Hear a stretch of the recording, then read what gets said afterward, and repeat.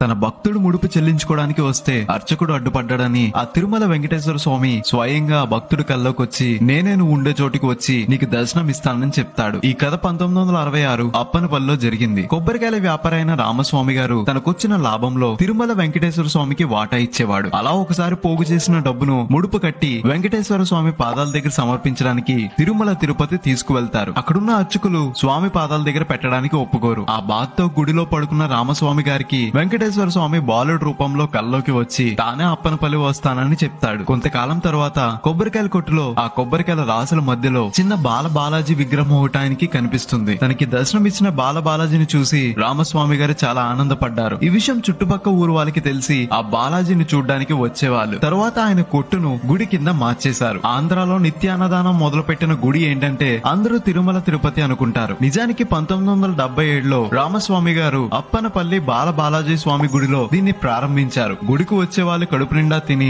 దేవుణ్ణి మనస్ఫూర్తిగా దర్శించుకోవడం కోసం ఇలా చేశారు. ఏ గుడిలో లేని ప్రత్యేకత ఈ గుడిలో ఉంది. ఉదయం 9:30కి మొదలు పెట్టి రాత్రి 10 వరకు నిత్య అన్నదానం చేస్తారు. ఆఖరిన తినే వాళ్ళకి కూడా బూరి పులిహార వడ్డిస్తారంటే మీరే ఆలోచించండి. ఈ గుడి అమలాపురం నుండి 13 కిలోమీటర్ల దూరంలో మామిడికూరు మండలం అప్పనపల్లిలో ఉంటుంది. ఇలాంటి మరిన్ని వీడియోస్ కోసం గోదావరి స్టేషన్ ని ఫాలో అవ్వాలి. మరి Download ShareChat.